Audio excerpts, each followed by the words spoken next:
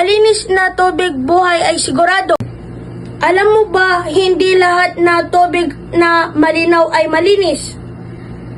Sa panahon ngayon, maraming tao ang nagkakasakit dahil sa maruming tubig at kakulangan sa tamang sanitasyon.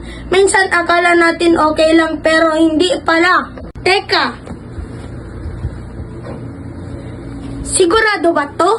Hindi man nating kontrolado ang lahat pero kaya nating magsimula sa sarili natin dahil bawat patak ng malinis na tubig may katumbas na kalusugan at buhay.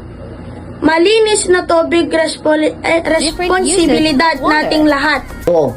Ang tubig na ininom natin dapat ay ligtas kaya mahalaga na isa, pakuluan ng tubig bago inumin.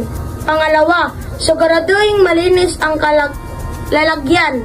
Pangatlo, at panatiling malinis ang ating kapaligiran.